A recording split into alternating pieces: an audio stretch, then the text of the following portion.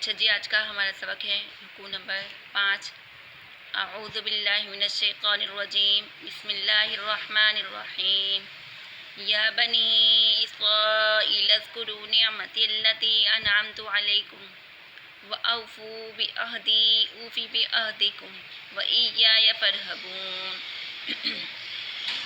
व आमिनू बिमा अंज़लतु मुसद्दिक़न लिमा मअकुम वला तकूनू अव्वल काफ़िरुम बिही वला तश्तरू बिआयाती समनन क़लीलन व इय्याय फ़त्तक़ून वला तल्बिसुल हक़्क़ बिलबातिल व तक्तुमुल हक़्क़ व अंतुम तअलमून व अक़ीमुस्सलात व आतुज़्ज़कात वरकऊ मअर राकिईन अतअमुरून अन्नास बिलबिर्रि व तंसौना अंफुसकुम व अंतुम तत्लूनल किताब अफ़ला तअक़िलून वस्तईनु बिस्सब्रि वस्सलाह व इन्नहा लकबीरतुन इल्ला अलल ख़ाशिईन अल्लज़ीना यज़ुन्नूना अन्नहुम मुलाक़ू रब्बिहिम व अन्नहुम इलैहि राजिऊन।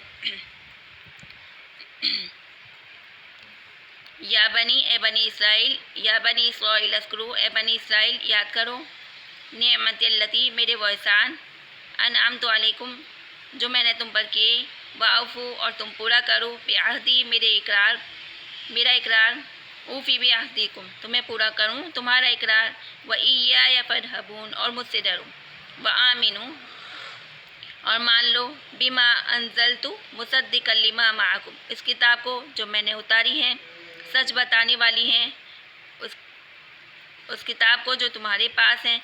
वला तकूनू अव्वल काफ़िरिम बिही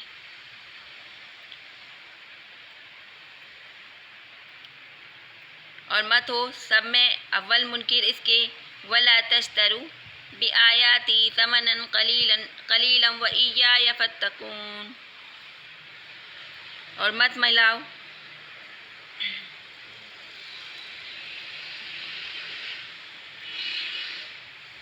वला तश्तरू और ना लो मेरी आयतों पर मोल थोड़ा, बेआयाती समनन क़लील मेरी आयतों पर मोल थोड़ा, व इय्याय फ़त्तक़ून और मुझसे बचते रहो। वला तलबिसू और मत मिलाओ हक़्क़ बिलबातिली सही में गलत, वला तक्तुमुल हक़्क़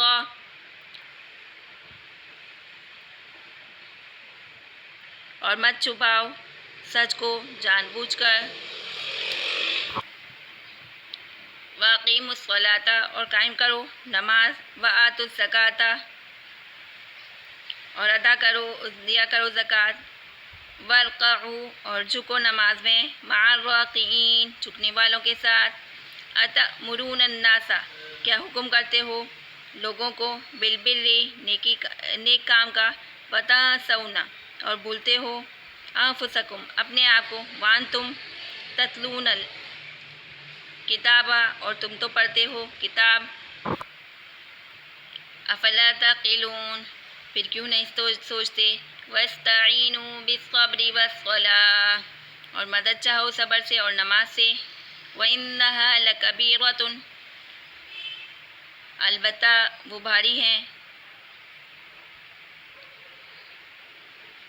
इल्ला अलल ख़ाशिईन मगर इन्हीं पर जिनका ख्याल है मगर इन्हीं आजिज़ों पर जिनको ख्याल है, अल्लज़ीना यज़ुन्नूना जिनको ख्याल है, अन्नहुम मुलाक़ू कि वो रूबरू होने वाले हैं, रब्बिहिम अपने रब के,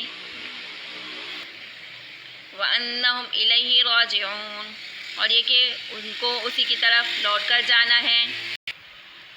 अच्छा जी, इसकी तफसीर में सूरह बकरा कुरान के ज़िक्र से शुरू की गई और बतलाया कि कुरान हिदायत और सरचश्मा सारी मखलूक के लिए आम है, मगर नफ़ा सिर्फ मोमिनीन उठाएंगे। इसके बाद उन लोगों के अज़ाब का जिक्र किया जो ईमान नहीं लाएंगे, उनमें एक तबका काफिरों का और मुनकिरों का और दूसरा मुनाफिकीन का, दोनों जामिन के हालात और गलत कार्यों का जिक्र किया गया। इसके बाद मोमिनीन, मुशरिकीन और मुनाफिकीन के तीनों तबकों को खिताब करके सबको अल्लाह की इबादत की ताकीद की गई कुरान करीम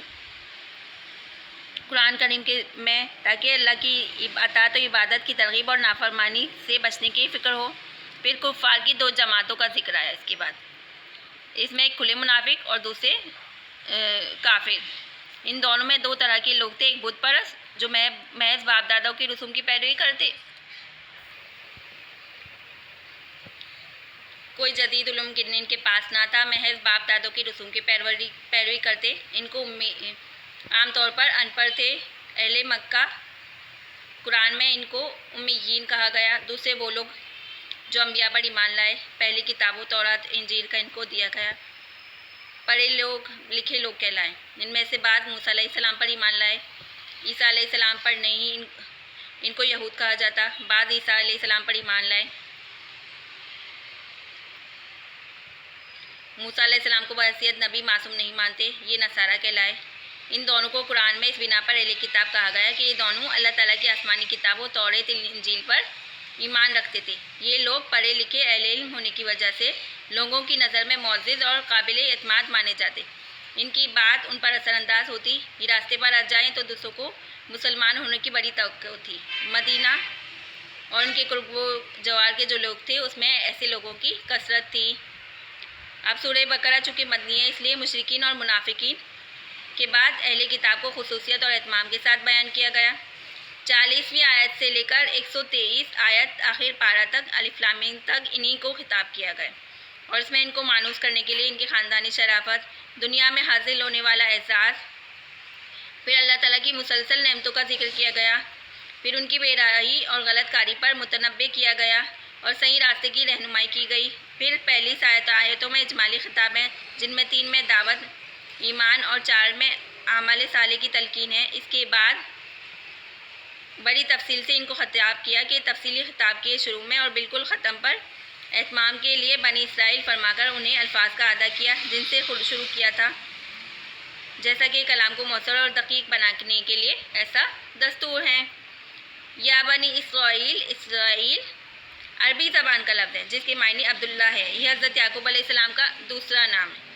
बाद उलमा ने फरमाया कि नबी पाक सल्लल्लाहु अलैहि वसल्लम के सिवा किसी और नबी के मुतादिद नाम नहीं है, सिर्फ हज़रत याकूब अलैहिस्सलाम के 2 नाम हैं, एक याकूब और बन इसराइल। कुरान में इस जगह इनको बनी याकूब कहकर खिताब नहीं किया, बल्कि दूसरा नाम बनी इसराइल इस्तेमाल किया। हिकमत यह है कि ख़ुद अपने लक़ब और नाम ही से इनको मालूम हो जाए कि हम अब्दुल्ला यानी अल्लाह के इबादत गुजार बंदे हैं, बंदे की औलाद है। हमें भी इनके नक्शे कदम पर चलना चाहिए। इस आयत में बनी इसराइल को खिताब करके इरशाद फरमाया, पूरा करो तुम मेरे अहद को, यानी तुमने जो मुझसे अहद किया तौरात में, जिसका बयान बकौल कतादा और मुजाहिदीन इस आयत में वलक़द अख़ज़ल्लाहु मीसाक़ बनी इस्राईल व बअसना मिनहुम इस्ना अशरा नक़ीबा इला क़र्ज़न हसनन तक कि इनमें अहम मामला तमाम रसूलों पर ईमान लाने का था, जिनमें हमारे नबी की खुसूसियत में से दाखिल है कि नमाज, ज़कात, सदक़ात इस अहद में शामिल है, जिनका खुलासा नबी पाक सल्लल्लाहु अलैहि वसल्लम पर ईमान और आपका मुकम्मिल इत्बा है। इसलिए हज़रत इब्न अब्बास ने फरमाया, रज़ियल्लाहु तआला अन्हु ने फरमाया कि इस अहद से मुराद मोहम्मद सल्लल्लाहु अलैहि वसल्लम का इत्तिबा है।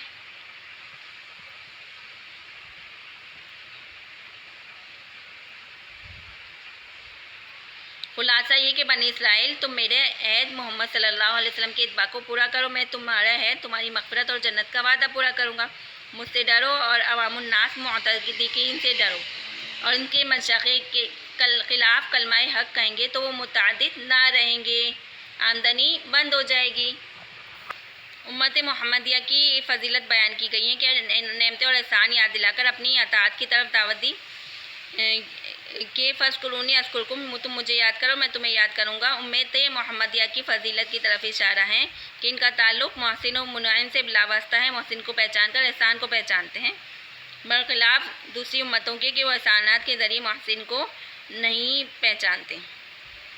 ये भी बताया सूरह माइदा की पहली आयत में सबसे ज़्यादा वज़ाहत के साथ ऊफ़ू बिल-उक़ूदी के नबी पाक सल्लल्लाहु अलैहि वसल्लम ने फरमाया, अहद शिकनी करने वालों की जो सज़ा आखिरत में मिलेगी उससे पहले एक सज़ा दी जाएगी कि महशर के मैदान में तमाम अव्वलीन और आखिरीन का इज्तिमा होगा। अहद शिकनी करने वाले एक झंडा बतौर अलामत लगा दिया जाएगा और जैसी बड़ी अहद शिकनी की है उतना ही बड़ा झंडा बुलंद होगा। इस तरह इनको मैदान हशर में रुस्वा और शर्मिंदा किया जाएगा।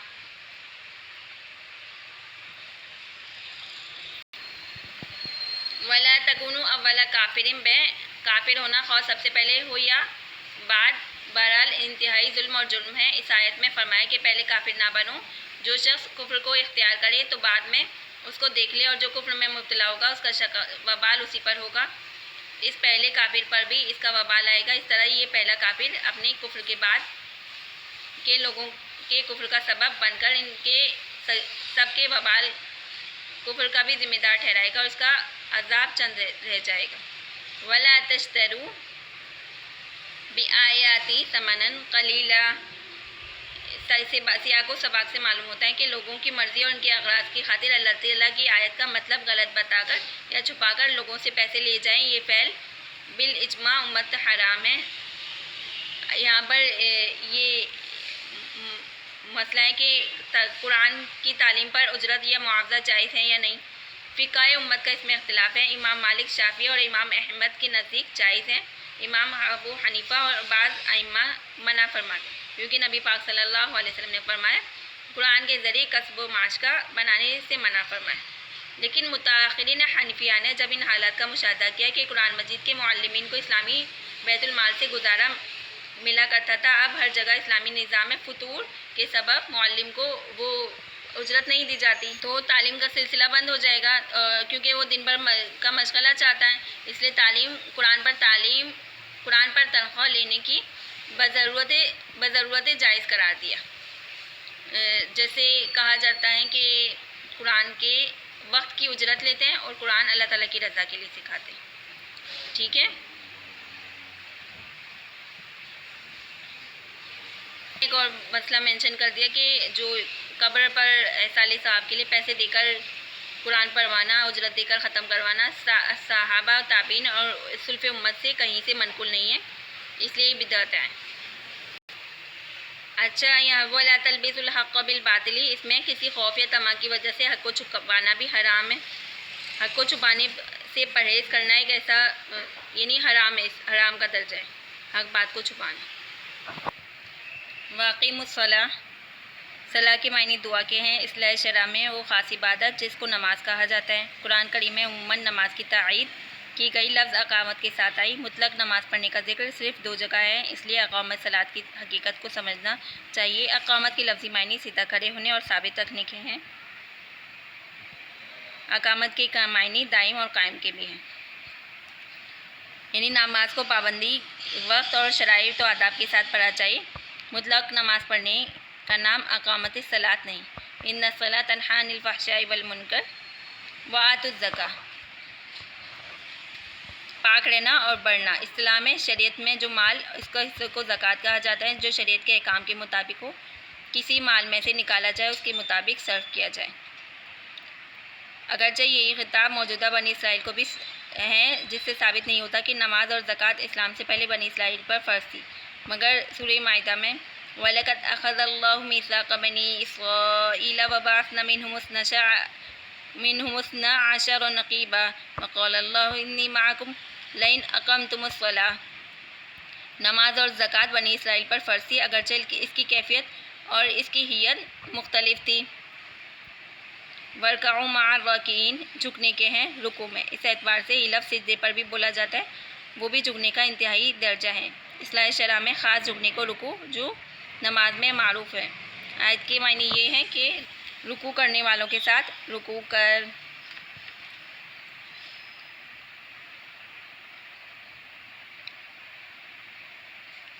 इसमें नमाज को जमात के साथ अदा करने का हुक्म दिया। मार राकीन,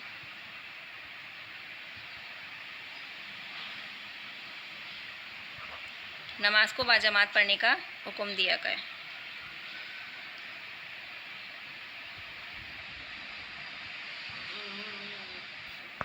हज़रत अब्दुल्ला बिन मसूद ने फरमाया, जो शख्स ये चाहता है कि महशर में अल्लाह ताला से मुसलमान होने की हालत में मिले, उसको चाहिए कि नमाज़ों को अदा करने की जगह में पाबंदी से नमाज अदा करे जहाँ अजान दी जाती है, मतलब नमाज बाजमात अदा करे।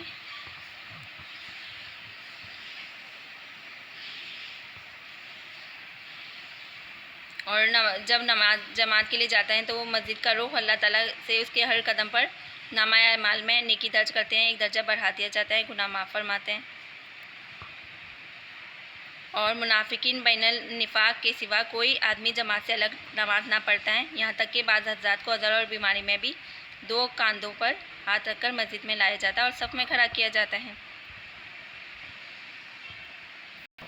अब ये अतमुरून अन्नास बिलबिर्रि का मतलब ये नहीं कि बेअमल आदमी को वाज कहना जायज़ नहीं, बल्कि मतलब वाज को बेअमल नहीं होना चाहिए। इन दोनों में फ़र्क है।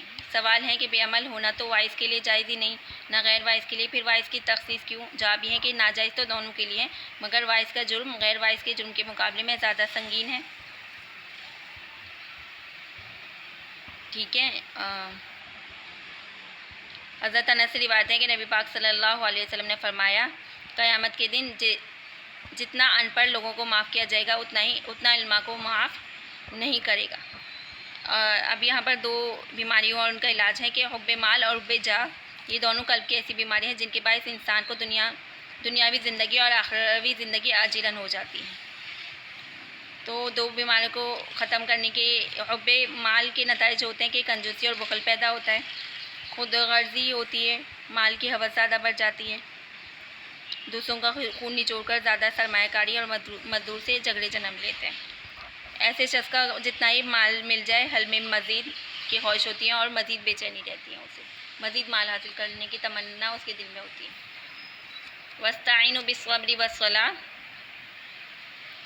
और मदद लो नमाज सब्र और नमाज से, यानी अपनी लज्जत और शहवात पर काबू कर लो और इससे हुब्बे माल घट जाएगा, क्योंकि माल की मोहब्बत इसी से पैदा होती है। माल लज्जत और शहवात को पूरा करने का ज़रिया है, और ख्वाहिशात को अंधाधुन पैरवी छोड़ने पर हिम्मत बांध लोगे तो शुरू में अगरचे शाक होगा, मगर रफ्ता रफ्ता ख्वाहिशात एतदाल पर आ जाएंगी और आदत बन जाएगी। नमाज से हुब्बे जा कम होगी। नमाज में ज़ाहिरी और बातनी हर तरह की आजिज़ी होती है।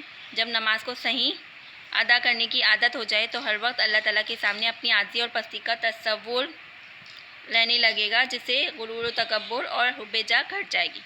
खुशू की कैफियत इल्ला अलल खाशिईन, वो कल्बी सुकून और इनकसारी हैं जो अल्लाह की अज़मत और उसके सामने अपनी हक़ारत के इल्म से पैदा होती हैं। आसार खुशू का इज़हार पसंदीदा नहीं। हज़रत उमर ने एक नौजवान को देखा, सर झुकाए बैठा था, सर उठाया, खुशू दिल में होता है। हज़रत इब्राहिम नक़ी का इरशाद है कि मोटा पहनने, मोटा खाने और सर झुकाने का नाम खुशू नहीं। खुशू ये है कि तुम हक़ के मामले में शरीफ व रज़ील के साथ यकसा सलूक करो, और अल्लाह ने जो तुम पर फ़र्ज़ किया है उसे अदा करने के में अल्लाह के लिए अपने कल्ब को फ़ारिग करो। हज़रत हसन का इरशाद है कि हज़रत उमर ने जब रात बात करते सुना करते, और जब चलते तो तेज़ चलते, और जब मारते तो ज़ोर से मारते। हालांकि बिलाशुबा वो खुशू करने वाले थे।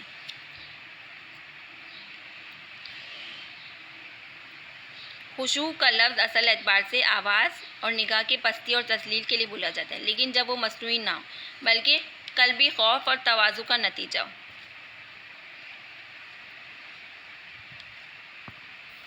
नमाज में खुशू की कैफियत क्या है कि तो गाफिलों में से ना हो। नमाज तो सिर्फ तमस्कुन और तवाज़े हैं, जिसका ज़ाहिरी मतलब ये है कि तमस्कुन और तवाज़े दिल में ना हो तो वो नमाज नहीं। एक हदीस में है कि नमाज बेहयाई और बुराइयों से ना रोके तो वो अल्लाह से दूर हो जाता है, और गाफिल की नमाज बेहयाई और बुराई से नहीं रोकती। मालूम हुआ कि गफलत के साथ नमाज पढ़ने वाला अल्लाह से दूर होता है। जमहूर फ़ुक़हा ने खुशू को शर्त सलाह करार नहीं दिया, बल्कि नमाज की रूह करार दिया। तकबीर तहरीमा के वक्त कल्ब को हाजिर करके अल्लाह की नमाज की नियत करें। बाकी नमाज में खुशू हासिल ना हो तो अगरचे इतनी नमाज का सवाब उसे नहीं मिलेगा जितने हिस्से में खुशू नहीं रहा, लेकिन फ़िक्र की रोह से वो तारिक सलाह नहीं कहलाएगा और ना उस पर ताज़ीज़ वग़ैरह के अहकाम मुरत्तब होंगे।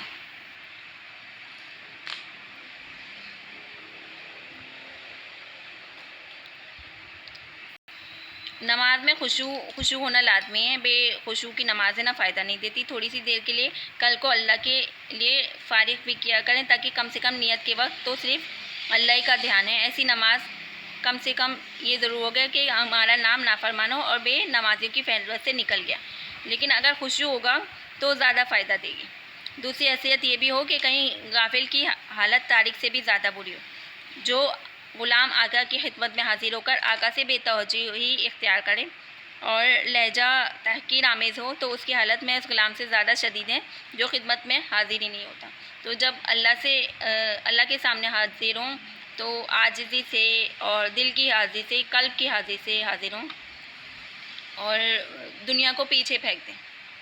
जब कहें इन्नी वजहतु वजहिया लिल्लज़ी फ़तरस समावात, तो इन्नी कहें बेशक मैंने अपना चेहरा यकसू कर लिया उस ज़ात पाक की तरफ जिसने पैदा किया ज़मीन और आसमान को। तो उस वक्त हम दुनिया से अपना ध्यान हटा लें और अल्लाह ताला की तरफ अपना ध्यान ले आएँ। अल्लाह पाक अमल की तौफ़ीक़ अता फ़रमाएँ। अल्लाह पाक कोई कमी रह गई हो तो अल्लाह पाक माफ़ करें और इसको हमारी निजात का ज़रिया बनाएँ। अस्सलामु अलैकुम वरहमतुल्लाहि वबरकातुहू।